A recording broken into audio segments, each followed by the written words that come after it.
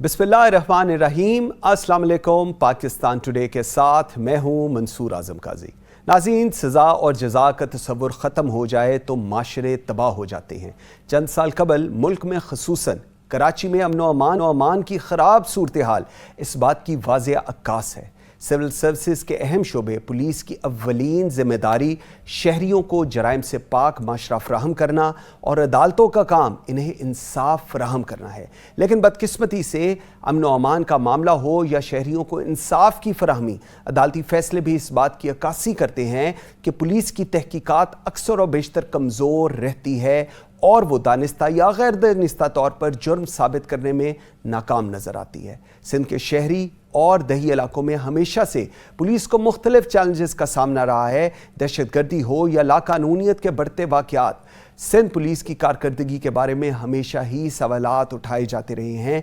लेकिन इस हकीकत से भी इनकार नहीं किया जा सकता कि सिंध पुलिस की ना तो जदीद खतूत पर तरबियत की गई है और ना ही इन्हें जदीद तरीन हथियार और आलात मुयस्सर हैं। ये बात भी कई मरतबा की गई है कि सिंध में महकमा पुलिस में करप्शन, नाअहल सिफारशी अफसरान और सियासी मदाखलत भी अमन व अमान की बेहतरी में बड़ी रुकावट है। मगर गुज़िश्ता चंद सालों में पुलिस की तफ्तीश और तहकीक के शोबे में खासी इस्लाहात की गई हैं, लेकिन अब भी इसमें बेहतरी की खासी गुंजाइश मौजूद है।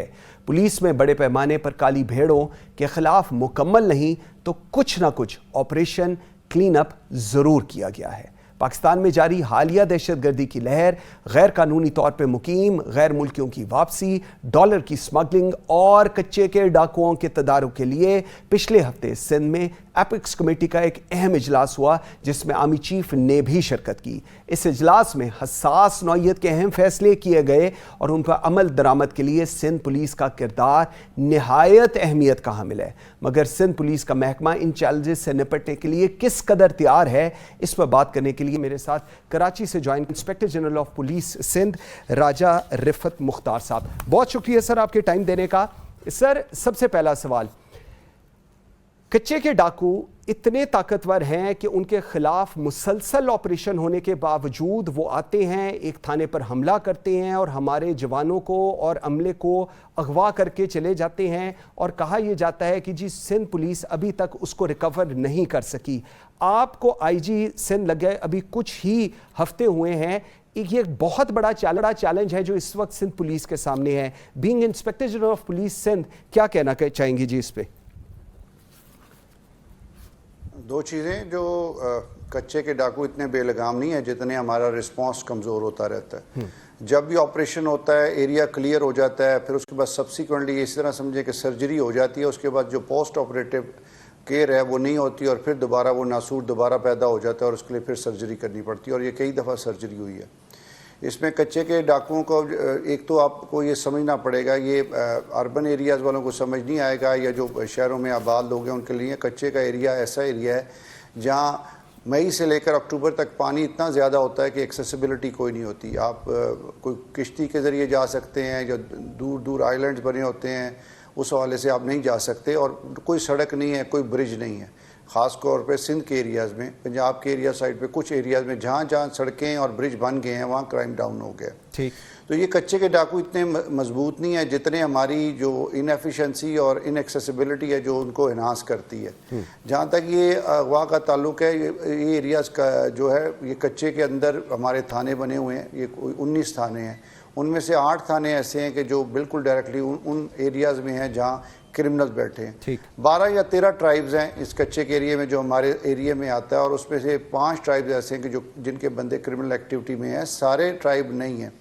आपको ये सोचना पड़ेगा कि 4 लाख जो लोग हैं वो कच्चे के एरिया में रह रहे हैं, और जो डाकुओं के 19 गिरोह जो काम कर रहे हैं, जो सामने आए हैं, उनकी टोटल तादाद 300 सवा 300 है। अब 300 सवा 300 लोगों ने सारे एरिया को वक्त डाला हुआ है। उसमें मेन प्रॉब्लम ये है कि उनके पास जो एडवांटेज है वो एक पानी का होता है इन दिनों में, मई से लेकर अक्टूबर तक, और दूसरा इनएक्सेसिबिलिटी है, ना कोई रोड्स हैं, ना कोई ब्रिजेस हैं कि जिसके ज़रिए मूवमेंट हो सके। और ये वो हाइड आउट जो उन्होंने स्ट्रेंथन की हुई हैं, जैसे कोई मूवमेंट होती है तो वो अटैक कर देते हैं, जहाँ पुलिस कैजुअल्टीज़ होती रहती है। तो इस हवाले से کہ ڈاکو بہت تگڑے ہیں، ڈاکو اتنے تگڑے نہیں جتنا ہمارا رسپانس جو ہے، رسپانس جب بھی بہتر ہوتا ہے تو اس میں وہ فلش آؤٹ ہو جاتے ہیں۔ اب مسئلہ یہ ہے کہ پرماننٹ سلوشن کا حل تو یہ ہے کہ روڈ ڈیولپمنٹس ہو، سوشیو اکنامک کنڈیشنز بہتر ہوں، تو اس حوالے سے وہ لانگ ٹرم ہے، لیکن ہمارا امیڈیٹ چیلنج یہی ہے کہ آنے والے الیکشنز کے لیے انیبلنگ انوائرمنٹ کرنا، اور اس سے پہلے ہم نے اس کچے کو، اس جو ڈاکوؤں کی وبا سے ہم ختم کرنا، اور اس میں ہم کافی حد تک کامیاب ہو رہے ہیں انشاءاللہ جائے گا۔ یہ ایک سیٹ بیک ہے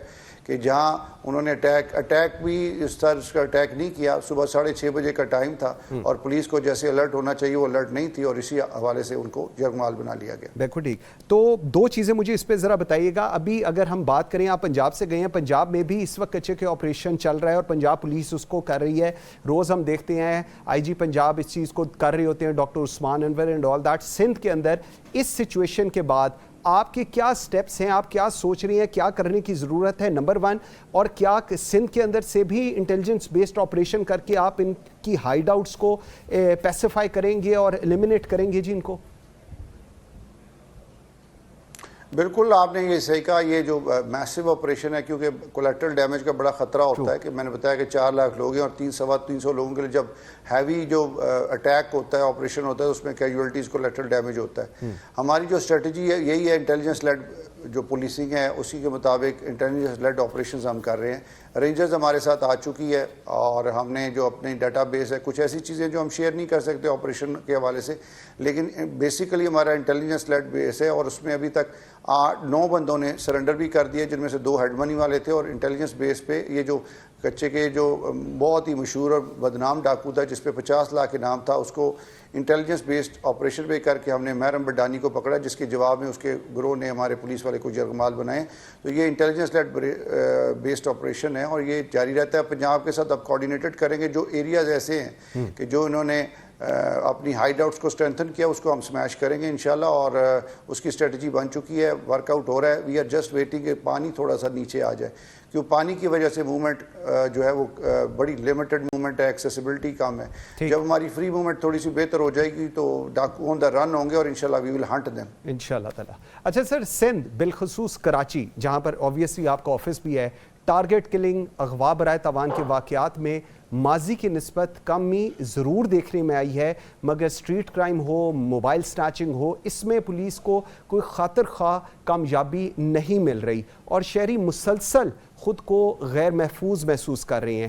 اس پر کب، کیسے اور کیا پلان آف ایکشن ہے آپ کا اس سچویشن کو لے کر؟ جی اب بہت زیادہ نہیں ہے، پلان آف ایکشن سٹارٹ ہو چکا ہے۔ 21 اگست کو میں نے چارج لیا تھا، پھر جو ساری جو posting transfer D S Ps کی، ایس پیز کی اور ایس ایچ اوز کی، وہ ساری ہم نے 12 سپٹمبر تک کمپلیٹ کی، اور 12 سپٹمبر سے جو نئی ٹیم تھی وہ آن گراؤنڈ آئی۔ اس میں بالکل بجا ہے کہ زیرو کرائم تو کسی سوسائٹی میں نہیں ہو سکتا، کسی سوسائٹی میں بھی آپ جائیں گے تھوڑا بہت کرائم ہوتا ہے، لیکن اس کا امپیکٹ کتنا ہے۔ اس کا کراچی کا سب سے بڑا مسئلہ یہ ہے کہ اس کا ہر ایک کرائم جو ہائی لائٹ ہوتا ہے، اس کے پیچھے ایک ریزن ہے، ایک پوری ہسٹری ہے۔ اس شہر نے بڑے بڑے واقعات دیکھے، 80s کا ایتھنک وائلنس ہو، پھر ٹیررزم 90s کا ہو، پھر 2000 کے بعد 2008 کے بعد جو ٹیررزم ہے وہ سارا اس شہر نے دیکھا ہوا ہے، اور ہائنڈ سائٹ پہ وہ خوف ہے، ایک چھوٹا سا واقعہ بھی پورے شہر کو پریشان کر دیتا ہے۔ ہماری اسٹریٹجی بالکل کلیئر ہے، جب تک ہم نے کرمنلز کو اسٹریٹ سے باہر نہیں کریں گے، جب تک وہ باہر جیلوں سے باہر رہیں گے، قانون کے دائرے میں نہیں آئیں گے، پولیس ان کو اریسٹ نہیں کرے گی، یہ کرائم کبھی ڈاؤن نہیں ہوتا۔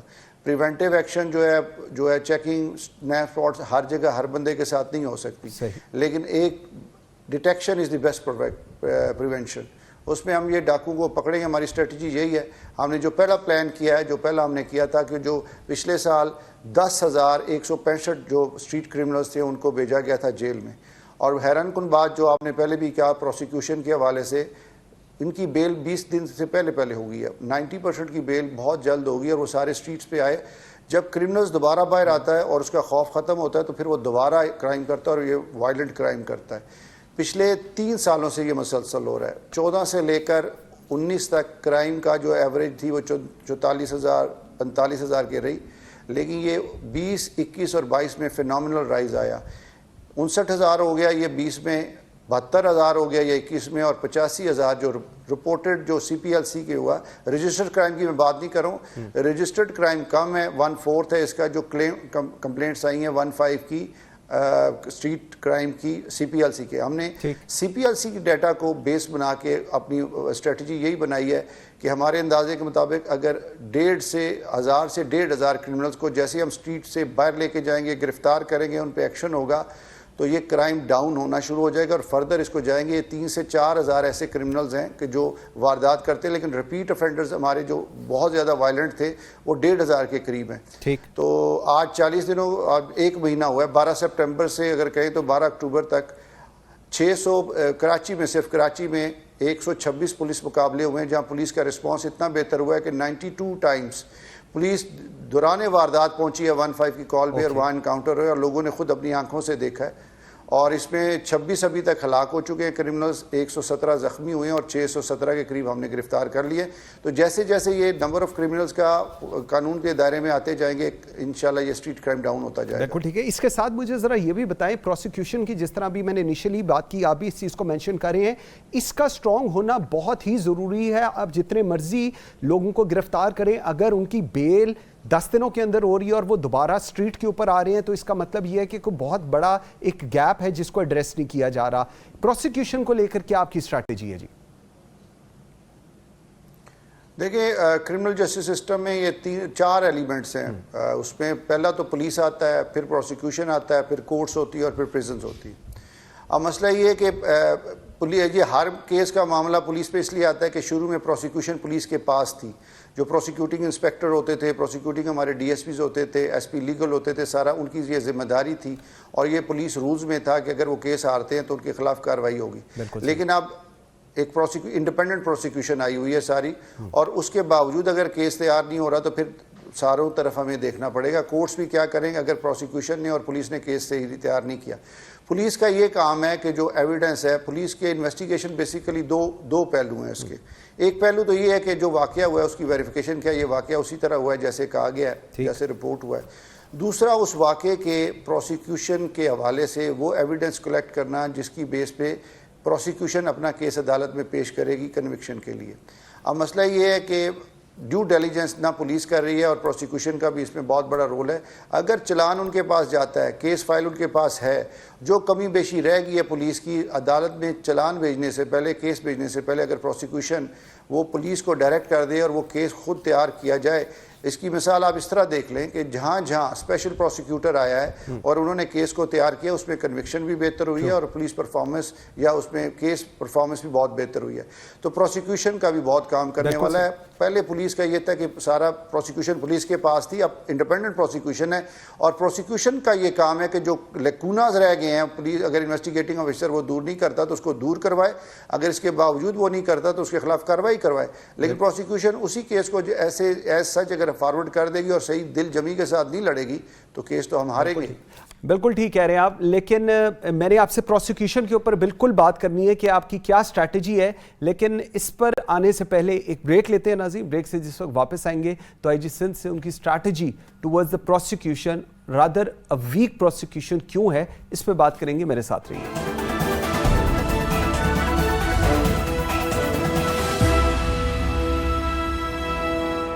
Welcome back after the break جی.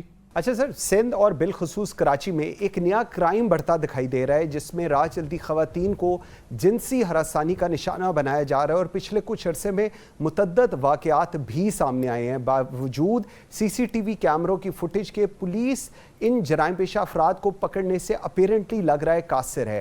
اس کی آپ کیا ریزن سمجھ رہی ہیں؟ نہیں, اب ہمارے 2 کیسز, اب ایک پچھلے ہفتے ایک ہفتہ ہوا تھا, اس میں ایک موٹر سائیکل والا جو بس جا رہی تھی ان میں بچیوں کو تنگ کر رہا تھا, وہ ہم نے صرف اس کا ایک ہیلمٹ اور موٹر سائیکل تھا, اس کی بیس پہ ہم نے ٹریس کر کے اس کو گرفتار کیا. پھر ایک اور کیس جو گلی کے اندر ہمارے سامنے CCTV فوٹیج میں آیا, موٹر سائیکل والا کر رہا تھا, اس کو ہم نے تو 14 گھنٹے کے اندر پکڑا. لیکن یہ بنیادی چیز جو آپ نے مینشن کی, یہ ایک اخلاقی مسئلہ ہے, پوری سوسائٹی کا مسئلہ ہے. ہمارا جو انسٹیٹیوشن ہے, گھر کا, اسکول کا, مدرسے کا, محلے کا, وہ ہمارا بکھر چکا ہے, اور یہ ایسی قباحتیں آ رہی ہیں کہ جس کی بیس پہ نئے چیلنجز ہر کسی کو, سوسائٹی کو فیس کرنے پڑتے ہیں. اور فور فرنٹ پہ جو پولیس ہے, کیونکہ کوئی بھی ایسا واقعہ ہوتا ہے تو ہر بندہ پولیس کی طرف دیکھتا ہے. تو یہ نیا فنامنا بالکل صحیح آپ نے کہا, لیکن فنامنے کے پیچھے وجہ کیا ہے؟ ہماری بے روی بڑھ رہی ہے, خاندان کا سسٹم ٹوٹ گیا ہے. کراچی از اے میٹروپولیٹن سٹی, یہاں اتنی زیادہ آبادی ہے اور سلمز کریٹ ہیں, اربن سلمز بنتے جا رہے ہیں, اور اس میں جو فرسٹریشن پیدا ہو رہی ہے اس کا مداوع کسی صورت میں, یہ تو whole of the society approach ہے, جہاں سول سوسائٹی نے, لوگوں نے, اہل محلہ نے, پولیس نے, ساروں نے مل کے نوجوانوں کی تربیت کرنی ہے. ہر نوجوان کو کرمنلائز کرنے کی, اس کو مجرم بنانے کی ضرورت نہیں ہوتی, کئیوں کو سدھرنے کا موقع دیا جائے, اگلیت کرنی ہے. ہر نوجوان کو کرمنلائز کرنے کی, اس کو مجرم بنانے کی ضرورت نہیں ہوتی, کئیوں کو سدھرنے کا موقع دیا جائے. اگر سوسائٹی اور عوام اور پولیس اگر مل کے یہ کام کرے تو کئی لوگ راہ راست پہ آ سکتے ہیں. اس کے حوالے سے اسی طرح یہ جو منشیات والا کام ہے اسی میں بھی کئی لوگ ہیں, ان کو ریہیبلیٹیٹ کیا جا سکتا ہے, ان کو کرمنلائز کرنے کی ضرورت نہیں ہوتی, ان کو ریہیبلیٹیٹ کیا جا سکتا ہے, لیکن ہمارے پاس کوئی پراپر ریہیبلیٹیشن سینٹر نہیں ہے. یہی معاملہ ہے, یہ جو اخلاقی بے راہ روی ہے, اس میں پوری فیملی کو بھی, پورے سوسائٹی کو بھی, سول سوسائٹی کو بھی, انٹیلیجنسیا کو بھی, ساروں کو سوچنا پڑے گا. سائیکیٹرسٹ, سائیکالوجسٹ, ساروں کو بتائیں کہ یہ جو سوسائٹی میں بے راہ روی بڑھ رہی ہے, اس کو whole of the society approach چاہیے ہوگی. پولیس تو کرمنلائز کرتی ہے, لیکن کرمنل کے علاوہ یہ ایک بیماری ہے, یہ ایلنس ہے, اس بیماری کا علاج ہونا چاہیے. مجرم بنا دینا کافی نہیں ہوتا, اس کو ہم پکڑیں گے, ضرور قانون کے مطابق کریں گے, لیکن جو پروسپیکٹیو ہیں, جو لائن میں لگے ہیں, ان کو روکا جا سکتا ہے اگر سوسائٹی اور پولیس مل کے کام کرے. میں یہ جو اب آپ سے سوال کرنے جا رہا ہوں, یہ میرے خیال میں آپ کے لیے بھی اتنا ہی تکلیف دہ ہوگا جتنا میرے لیے ہے, کیونکہ پاکستان میں کہا جاتا ہے کہ جی اشرافیہ کو سزا دینا ناممکن ہے. شاہ زیب جتوئی قتل کیس ہو, ناظم جوکھیو قتل کیس ہو, یا رانی پور کی 10 سالہ معصوم مقتولہ فاطمہ, ہر بڑے کیس میں پولیس طاقتور وڈیروں اور جاگیرداروں کو سہولت کاری مہیا کرتی نظر آ رہی ہے. آپ یہاں سے گئے ہیں پنجاب سے, اور آپ کے بارے میں یہ کہا جاتا ہے کہ جی آپ you don't take any wrong things from anyone. ان سارے کیسز کے اندر آپ being an inspector general of Sindh, what do you want to say? لیکن پہلے جو جتنے کیسز کا آپ نے ذکر کیا وہ پہلے کیا, اس میں پہلے بھی ہم نے ڈسکس کر لیا کہ پولیس اور پروسیکیوشن نے مل کے کیس لڑنا ہوتا ہے. اکیلے پولیس کچھ نہیں کر سکتی, اکیلی پروسیکیوشن کچھ نہیں کر سکتے, اور اس میں جو پولیٹیکل انوائرمنٹ ہوتا ہے اس میں ظاہری بات ہے جو مختلف پریشرز آتے ہیں, اور اس حوالے سے پولیس یا لیتھارجک ہو جاتی ہے یا پروسیکیوشن لیتھارجک ہو جاتی ہے, اور کورٹ پھر جو ہے کچھ نہیں کر سکتی. ایک جو کیس ہمارے لیے چیلنج ہے وہ ڈاکٹر جو چھوٹی بچی فاطمہ کا کیس ہے. اس میں جو یہ میتھ ہے کہ بڑوں پہ ہاتھ نہیں ڈالا جا سکتا, وہ تو آپ نے دیکھ لیا. ہم نے تینوں مجرم کو گرفتار کیا, اور بالکل فل پریشر کے ساتھ, پورے ایکشن کے ساتھ, کوئی اس میں ہمارا اپولوجیٹک نہیں تھا, ایگریسولی ہم نے کیا, اور تینوں مجرم کو ہم نے گرفتار کر لیا. اور یہ ٹیسٹ کیس آگے ہے کہ اس کی کنوکشن ہوتی ہے کہ نہیں, یہ آگے پولیس کا اور پروسیکیوشن کا ملا جلا کام ہے. اور اس میں ہوم منسٹر صاحب کے ساتھ میں نے ریکویسٹ کی تھی, and we talk to the prosecutor general Sindh, very competent and very hard working official ہیں, ان کو ہم نے کیس فائل دیا, اور یہ ریکویسٹ کی ہے کہ اسپیشل پروسیکیوٹر کو ڈپیوٹ کیا جائے اس کیس کے لیے, جو اس کو from one to end, from A to Z سارے کیس کو اپنی پروسیکیوٹ کے مطابق جو کمی بیشی ہے اس کو دور کرے, کیونکہ کیس پروسیکیوشن نے لڑنا ہے, پولیس نے کیس عدالت میں نہیں لڑنا. پروسیکیوشن اس کیس کو تیار کرے, ایز اے ٹیسٹ کیس تیار کرے, اور پھر یہ دنیا دیکھے کہ سزا ہوتی ہے اگر صحیح طریقے سے پروسیکیوشن اور پولیس کام کرے. ہم ظاہری بات ہے کسی کا کوئی پریشر نہیں ہے, اور یہ کیس اب لڑا جائے گا عدالت میں. عدالت میں کیس لڑنے کے لیے ہماری طرف سے پروسیکیوشن ہوتی ہے, اس میں ہائیسٹ لیول پہ ہم نے اس کیس کو ٹیک اپ کیا ہے. پروسیکیوشن جنرل نے, پروسیکیوٹر جنرل نے اس کیس کو خود دیکھا ہے, اور اسپیشل پروسیکیوٹر اپنے جو ان کا پروسیکیوٹر ہے اس کو اس کیس کے ساتھ اٹیچ کیا ہے, تاکہ کوئی لکونہ نہ رہ جائے کہ ملزم کو فائدہ ہو سکے. بالکل صحیح. اچھا, اب میں تھوڑا سا اگر ریفارمز کی طرف آؤں, ہر سال اگر ہم کرپشن انڈیکس دیکھتے ہیں تو اس میں پولیس کی پوزیشن نمبر 1 پہ برجمان نظر آتی ہے. پہلی کی نسبت بہتر بجٹ, بہتر ریفارمز کے باوجود اگر میں سندھ پولیس کی بات کروں تو کیوں ایسا لگتا ہے کہ وہ ابھی تک ڈیلیور نہیں کر سکی؟ کیونکہ at the end of the day اس کا comparison with the rest of the police کے ساتھ ہوتا ہے, چاہے وہ پنجاب ہو, چاہے کے پی ہو, یا ایون بلوچستان ہو. اس کو آپ کیسے دیکھتے ہیں؟ پہلی بات تو یہ کہ پولیس کو علیحدہ نہ کرے پوری سوسائٹی سے, پورے سسٹم سے. اگر سسٹم میں کیا صرف پولیس ہی ہے, باقی سسٹم میں نہیں ہے, تو پھر یہ میجر دیکھنا پڑے گا کہ پولیس میں ایسی کون سی پرابلم ہے کہ جس کی بیس پہ یہ کرپشن اس میں سرائیت کر چکی ہے. لیکن اگر پورے معاشرے میں سارے ڈپارٹمنٹس میں ہے تو اس کا مطلب ہے کہ سوسائٹی میں کوئی ایسی چیز ہے کہ جو اس کو پروموٹ کر رہی ہے, جو انلیگیلٹی ہے, جو کرپشن ہے, برائبری ہے, اس کو پروموٹ کر رہی ہے. پولیس میں 3 چیزیں بڑی امپورٹنٹ ہیں. پہلی تو چیز ہے ریکروٹمنٹ, میرٹ پہ ریکروٹمنٹ ہو, ٹھیک ہے, پراپر اس کی سلیکشن کے بعد ریکروٹمنٹ اور سلیکشن, ریکروٹمنٹ اور ٹریننگ, یہ پہلی 3 فیزز آتی ہیں کہ جس میں ہم سلیکٹ اگر صحیح بندہ کریں گے, پراپر ٹریننگ دیں گے اس کو, اور اس کے بعد اس کو پراپر انوائرمنٹ دیں گے, تو پھر سپرویژن اس کے بعد آتی ہے. ہماری یہ میں سمجھتا ہوں کہ سندھ میں یہ پہلے 3 شعبے بھی نگلیکٹڈ رہے ہیں اور سپرویژن والا پھر پرابلم آتی رہی ہے.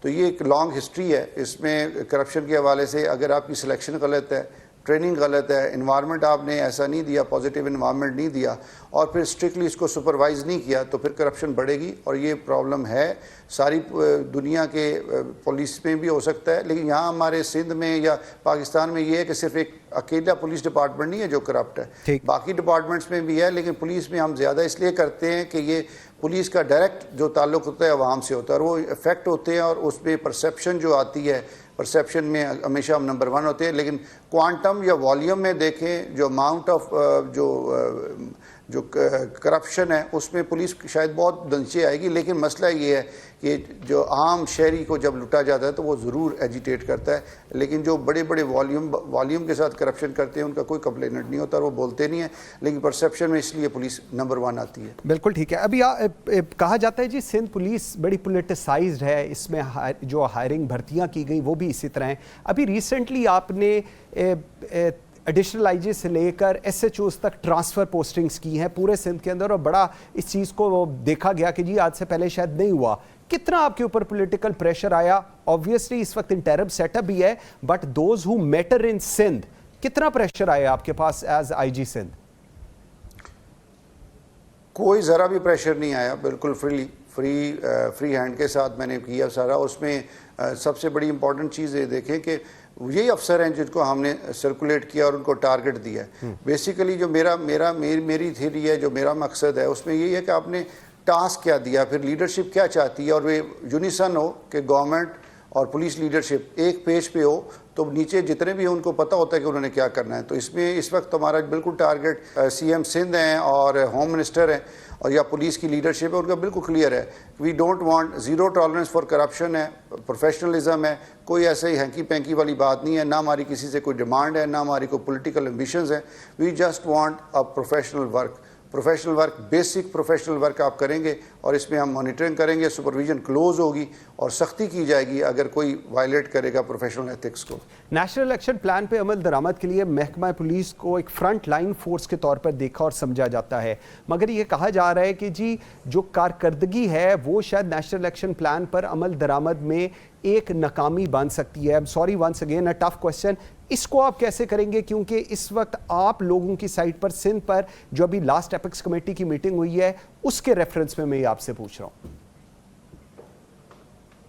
نہیں, بنیادی چیزیں نیشنل ایکشن پلان میں جو سالڈ ورک تھا, وہ اس میں جو ڈیسیژن تھا, اس میں 2-3 چیزیں ایسی ہیں جن کو پورے پاکستان کے لیے کیا گیا تھا. ایک تو سی ٹی ڈی کی ری ویمپنگ تھی, اور تمام صوبوں کو کہا گیا تھا کہ وہ پنجاب کی سی ٹی ڈی کی طرز پہ اپنے آپ کو ڈیولپ کریں گے. اس میں ہم پیچھے ہیں, ابھی سی ٹی ڈی کا بھی پچھلی گورنمنٹ نے بھی پیسے دیے ہیں, لیکن ابھی تک سٹل ہم بہت پیچھے ہیں پنجاب کے مقابلے میں. جو ریکوائرڈ یا جتنا چیلنجز کے مطابق ہونا چاہیے وہ نہیں ہے. دوسرا کرمنل جسٹس سسٹم کا تھا, پروسیکیوشن کا کیس تھا. وہ پروسیکیوشن میں بھی جو ہے وہ بھی امپرومنٹ ہے. پچھلی جو نیکٹا میں کی بریفنگ ہوئی تھی نیشنل ایپیکس کمیٹی میں, اس میں کرمنل جسٹس سسٹم والا, کرمنل جو پروسیکیوشن والا, اس میں بھی ہم تھوڑے پیچھے ہیں. اور سی ٹی ڈی کی جو ڈیولپمنٹ ہے, سی ٹی ڈی کے حالانکہ سندھ سی ٹی ڈی کام بہت کیا ہے انہوں نے, کوئی بھی اس وقت جو میجر ٹیررزم کا کیس ہے پچھلا کوئی بھی کیس آج تک کا انٹریسڈ نہیں ہے. یہ بہت بڑی اچیومنٹ ہے سندھ پولیس کی کہ اس کے سی ٹی ڈی کے کوئی بھی میجر جو ٹیررزم کیس ہے وہ انٹریسڈ نہیں ہے. لیکن جہاں تک اس کے اسٹرکچر کا تعلق ہے, اس کی جو فیسلٹیز کا تعلق ہے, وہ بھی پنجاب سے بہت پیچھے ہیں, اور پروسیکیوشن میں بھی ابھی بہت کام کرنے کی ضرورت ہے. 2016 میں سپریم کورٹ آف پاکستان نے کراچی سیف سٹی منصوبے کو شروع کرنے کی جو ہدایت کی تھی, جو متعدد وجوہات کی وجہ سے تاخیر کا شکار رہا, لیکن 2022 کے بعد اس پر کام میں تیزی سامنے نظر آئی. کیا یہ منصوبہ مکمل طور پر فعال ہے یا اس پر ابھی بھی کام ہو رہا ہے, اور اگر فعال ہے تو جرائم کی شرح میں کمی لانے کے لیے کتنا میسر ہے, یا اگر آپ نے اس کا وزٹ کیا اور اس کے بارے میں آپ بتانا چاہیں, کیونکہ لوگ اس کے بارے میں بڑے کنسرن ہیں. سیف سٹی پروجیکٹ ابھی تک کراچی میں شروع نہیں ہو سکا. سیف سٹی پروجیکٹ جیسے آپ نے کہا کہ ابھی اس سال کیبنٹ نے اس کی اپروول دی ہے سیف سٹی کی اور فنڈز بھی ریلیز کیے ہیں فرسٹ فیز کی. یہ 3 فیزز میں بنایا گیا. اس کی 45 بلین 30 to 40 بلین اس کا اسٹیمیٹ لگایا گیا. پہلا جو فیز ہے وہ 8.5 بلین کا ہے. اور آج بھی سی ایم صاحب نے ایک اسپیشل میٹنگ کی اور اس میں یہ اسٹرکٹلی ڈائریکشن دی ہے کہ اس کا PC1 مکمل کر کے فرسٹ فیز کو شروع کیا جائے. سیف سٹی ہر میٹروپولیٹن کی اب ضرورت ہے, لیکن جیسے آپ نے خود کہا 2016 سے یہ فیصلہ ہو چکا تھا کہ کراچی کا سیف سٹی بنانا ہے, لیکن آج تک نہیں بن سکا اور ابھی بھی نہیں بنا. آج اگر ہم شروع کریں تو پھر بھی 6 مہینے سے 1 سال لگے گا اس کو آنے میں. فرسٹ فیز میں ابھی صرف 1300 کیمراز آئیں گے. 2,500 کیمرز آلریڈی ہم نے اپنے جو پولیس کا کمانڈ اینڈ کنٹرول سسٹم ہے اس میں ہیں, اس کو اس کے ساتھ لنک کریں گے اور پھر اس کی کمانڈ اینڈ کنٹرول کا ایک پوری بلڈنگ وغیرہ بننی ہے. اور 3 فیزز کو 40 ماہ میں 3 سال میں کمپلیٹ ہونا ہے. لیکن اس کی کاسٹ بھی بڑھ جائے گی. تو یہ ہے کہ ہمارا جو اس میں لیک کہہ سکتے ہیں کہ اس میں ریسورسز کا بھی تھا, کوئی ول کا بھی مسئلہ تھا, لیکن اب یہ ڈیسیژن ہو چکا ہے. کیبنٹ پچھلی گورنمنٹ کی کیبنٹ نے اس کو اپروو کر دیا ہے, لیکن اب اس کا سٹارٹ ہونا ہے ابھی تک, لیکن سٹارٹ نہیں ہوا. بالکل ٹھیک. راجہ رفعت مختار صاحب, انسپیکٹر جنرل آف پولیس سے, بہت شکریہ جی آپ کے ٹائم دینے کا. Very grateful and best of for Sindh and Sindh police specifically with respect to all these challenges جو آپ فیس کر رہے ہیں جی. ناظرین ایک بریک لیتے ہیں, یہاں پر بریک سے واپس آئیں گے تو ایک اور لیگل ڈسکشن کریں گے جی. میرے ساتھ رہیے گا.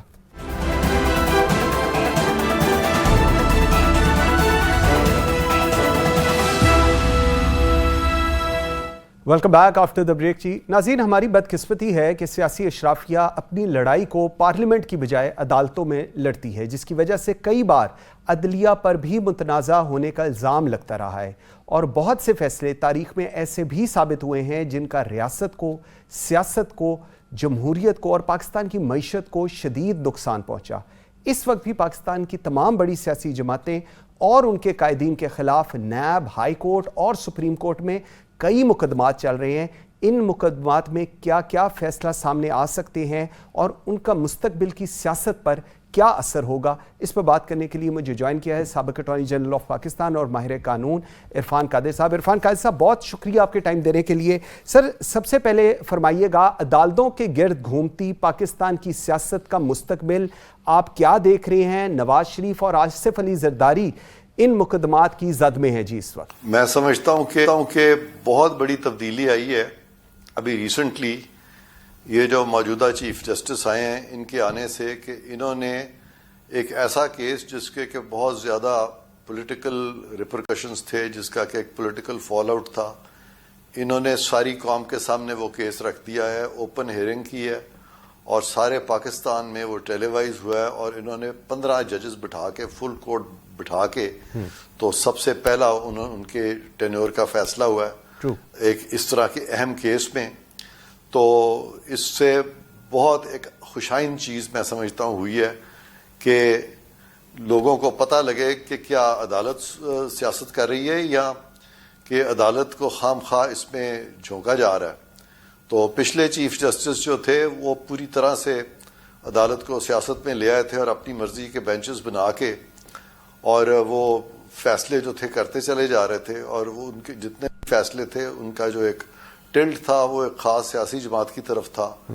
تو اب یہ جو موجودہ اقدام ہوئے ہیں, یہ جو موجودہ فیصلہ ہوا ہے پریکٹس اینڈ پروسیجر ایکٹ کا, اس سے نہ صرف کہ سپریم کورٹ مضبوط ہوئی ہے بلکہ سیاست کا جو ایک لیبل لگا ہوا تھا سپریم کورٹ پہ وہ بھی اب نہیں رہے گا. اور یہ میں سمجھتا ہوں ایک اچھی چیز ہے. اور ایک فرد واحد چیف جسٹس جو ہیں, جو سارے سپریم کورٹ کو انہوں نے یرغمال بنایا ہوا تھا, ان کو اپنے کنٹرول میں لیا ہوا تھا, اور وہ کنٹرول بھی ایسا تھا جو کہ بالکل بے جا تھا, اور وہ ایگزیکٹو کو بھی کنٹرول کر رہے تھے, اور وہ مقننہ کے ساتھ بھی مقابلے میں چل پڑے تھے. تو موجودہ چیف جسٹس نے یہ اس طرح کا فل کورٹ بنا کے اور پھر اس پہ جو فیصلہ ہے اس سے یہ چیز صاف ظاہر ہو گئی ہے کہ پارلیمان اور سپریم کورٹ ایک پیج پہ ہیں, اور وہ لوگ جو کہ سپریم کورٹ کو اپنے کنٹرول میں ان کو ہاسٹیج بناتے ہیں, سپریم کورٹ کو یرغمال بناتے ہیں, وہ اگر نہ بھی ایک پیج پہ ہوں تو کوئی بات نہیں. لیکن یہ جو ایک امپریشن کریٹ کیا جا رہا تھا کہ جیسے پارلیمان جو ہے وہ سپریم کورٹ کی ڈومین میں آ رہی ہے, ہرگز نہیں آ رہی. پارلیمان نے سپریم کورٹ کو مضبوط کیا ہے اور سپریم کورٹ نے پارلیمان کا جو قانون ہے اس کو صحیح تناظر میں کمپریہینڈ کیا، اور وہ جو ایک اجارہ داری تھی، ایک ہیجمنی تھی، ایک مائنورٹی کے چند ججز کی جن کو کہ کہا گیا ہم خیال، اس کو نہ صرف ختم کیا بلکہ پاکستان سے کوشش کی ہے کہ سیاست جو ہے وہ سپریم کورٹ سے باہر رہے۔ اچھا، پریکٹس اینڈ پروسیجر ایکٹ کی ابھی ہم بات کر رہے تھے، نئے چیف جسٹس کی بات کر رہے ہیں، آپ کو لگتا ہے کہ کوئی ایسے اب جوڈیشل ریفارمز آ سکتے ہیں سپریم کورٹ میں ہم دیکھیں گے جن کی کافی دیر سے ایکسپیکٹیشن تھی، اور وہی جس طرح پہلے آپ بات فرما رہے ہیں ایک ٹگ آف وار بھی چلتی ہمیں اپیرنٹلی پاسٹ میں نظر آئی، اس کو لے کر آپ کتنے آپٹمسٹک ہیں؟ دیکھیں یہ ایک بڑا میمتھ ٹاسک ہے اس وقت، کیونکہ وہ جو چیف جسٹس صاحب تھے پچھلے، انہوں نے جس طرح سے سپریم کورٹ کو چلایا ہے اور اس میں جو بہت سی ان سے جو لیگل ایبریشنز ہوئی ہیں ان سب کو اپنی جگہ میں لانے کے لیے ایک بہت بڑا ایک اقدام کی ضرورت ہے، جس میں کہ ججز کی اپوائنٹمنٹ جو ہے وہ بھی آئندہ آنے والے دنوں میں نہ صرف کہ میرٹ پہ ہونی چاہیے بلکہ وہ کنسنسس اورینٹڈ اپوائنٹمنٹ ہو اور ریزنز کے ساتھ ہو، نہ کہ یہ کہ وہاں پہ کچھ لوگ کہیں کہ کچھ ججز ہمارے رکھ لیں اور کچھ آپ اپنے رکھ لیں۔ تو ایک تو یہ بہت ضروری چیز ہے، اور دوسری جو اہم چیز ہے وہ یہ ہے کہ ماضی کے کچھ غلط فیصلے جو تھے ان کو ریوزٹ کرنا پڑے گا، تاکہ پاکستان کی جو جورسپروڈنس ہے، پاکستان کے جو جوڈیشل ڈیسیجنز ہیں، جو جوڈیشل پریسیڈنٹس ہیں، ان میں جو ایک کیوس پیدا ہو گیا تھا، ان میں جو ایک ڈس ہارمنی پیدا ہو گئی تھی، ان میں جو انکنسسٹنسیز پیدا ہو گئی تھی، جس کی وجہ سے کہ ہمارا لیگل آرڈر بھی کیوٹک ہو گیا، وہ سارا کچھ موجودہ چیف جسٹس کو درست کرنا پڑے گا۔ لیکن اگر وہ کوشاں رہیں تو میرا خیال ہے کہ 1 سے 2 ماہ میں وہ یہ تمام چیزیں جو ہیں درست کر سکتے ہیں۔ اچھا سر، نواز شریف صاحب کی نااہلی کے قانون کی تشریح کیا کریں گے؟ وہ 5 سال کے لیے نااہل ہیں، 10 سال کے لیے نااہل ہیں، تا حیات نااہل ہیں، یا بقول اعظم نذیر تارڑ کے ایک الیکشن ایکٹ میں ترمیم کے بعد اب نواز شریف صاحب اہل ہیں؟ دیکھیں آئین میں کہیں نہیں لکھا ہوا تا حیات نااہلی کا، اور جو چیز آئین میں نہ لکھی ہو عدالت اپنے پاس سے وہ آئین میں انکارپوریٹ نہیں کر سکتی، یا وہ آئین کو ری رائٹ نہیں کر سکتی۔ عدالت کوئی سپرا لیجسلیچر نہیں ہے کہ وہ آئین کو ری رائٹ کرے یا کانسٹیٹیوشن جو ہے وہ نئے پروویژنز اس میں ڈالے۔ تو یہ جو فیصلہ تھا تاحیاتی ہے، اور یہی قانون بنا ہے، الیکشن ایکٹ میں ترمیم آئی ہے جس میں کہ وضاحت کر دی گئی ہے کہ یہ 5 سال کی نااہلی ہوگی، یہ اس سے زیادہ نہیں ہوگی، ایک ٹرم کی ہوگی، لہٰذا وہ پیریڈ جو ہے میاں صاحب گزار چکے ہیں، اور اب وہ جو آئندہ الیکشن ہے اس میں وہ الیکشن لڑنے کے اہل ہوں گے۔ اور سپریم کورٹ کا جو فیصلہ ہے اس پہ فوقیت ہے اس تشریح کو جو کہ پارلیمان نے کر دیا، خاص طور پہ جبکہ پارلیمان کی تشریح آئین سے مطابقت رکھتی ہے، اور سپریم کورٹ نے جو اپنی طرف سے تشریح کرنے کی کوشش کی ہے وہ تشریح نہیں ہے بلکہ وہ آئین سے انحراف ہے۔ تو پارلیمان کو ساری دنیا میں یہ اختیار حاصل ہے کہ کسی بھی ادارے کو وہ آئین سے انحراف نہ کرنے دے۔ پاکستان میں اس سے پہلے بھی بہت سارے قوانین اور فیصلے آئے تھے اور اس پہ قانون سازی ہوئی تھی، باوجود کہ سپریم کورٹ کی ججمنٹس آئی تھیں، پارلیمان نے ان قوانین میں لکھ دیا ہے، ماضی میں لکھ دیا تھا کہ باوجود سپریم کورٹ کے ججمنٹ کی ہماری یہ وضاحت ہے اور اس کو فالو کیا جائے گا، اور ہمیشہ اسی کو فالو کیا جاتا ہے۔ لاسٹ سر مجھے ذرا بتائیے گا، سائفر ہو، توشہ خانہ ہو، 9 مئی ہو، فورن فنڈنگ، چیئرمین پاکستان تحریک انصاف کون سا ایسا فیصلہ آپ سمجھتے ہیں آ سکتا ہے جو ان کے سیاسی مستقبل کو نقصان پہنچا سکتا ہے؟ دیکھیں یہ سارے فیصلے جو ہیں ان کے سیاسی مقصد کو امپیکٹ کر سکتے ہیں، اور آلریڈی وہ اس وقت ایک کیس میں نااہل بھی کر دیا ہے الیکشن کمیشن نے ان کو۔ جی، تو یہ ڈیفینیٹلی یہ کیسز ایسے ہیں کیونکہ چیئرمین تحریک انصاف کے پاس ایک بڑا نادر موقع تھا، اچھا موقع تھا کہ جب ان کے خلاف عدم اعتماد آیا تھا تو وہ اس پہ ووٹ ہونے دیتے اور وہ اپوزیشن میں بیٹھتے اور پھر قانون سازی کرتے، باقی سیاستدانوں کے ساتھ مل کے، لیکن انہوں نے وہ کھو دیا، اور ان کی اپنی کوشش یہی رہی کہ سیاسی مخالفین کو کیسز بنا کے ختم کیا جائے. اور چونکہ چیئرمین پی ٹی آئی بھی کوئی اس طرح سے دودھ کے دھلے ہوئے نہیں تھے، کوئی ایکسیپشنلی کوئی ڈفرینٹ نہیں تھے، تو انہی کیسز میں جو وہ دوسروں کے خلاف بنانا چاہتے تھے ان کے خلاف وہ کیسز بن گئے. اور ان کیسز میں ڈیفینیٹلی ان کی پوزیشن فی الحال ویک ہے. اور انہوں نے چونکہ خود ایک قانونی رستہ پہلے نہیں اپنایا تھا، تو یہ مکافات عمل ہے کہ اب وہ خود اسی گرداب میں پھنس گئے ہیں جو گرداب انہوں نے دوسروں کے لیے کریٹ کیا تھا. اور یہ کافی سیریس کیسز ہوں گے جہاں تک کہ ان کے سیاسی فیوچر کا تعلق ہے، یعنی سیاسی مستقبل کا جو ان کا تعلق ہے، اس نسبت سے یہ کیسز ان کے لیے کافی مشکل پیدا کریں گے. ٹھیک، عرفان قاضی صاحب بہت شکریہ جی آپ کے ٹائم دینے کا، ویری گریٹ. ناظرین آج کے لیے اتنا ہی، مجھے منصور اعظم قاضی کو دیجیے اجازت. اللہ حافظ.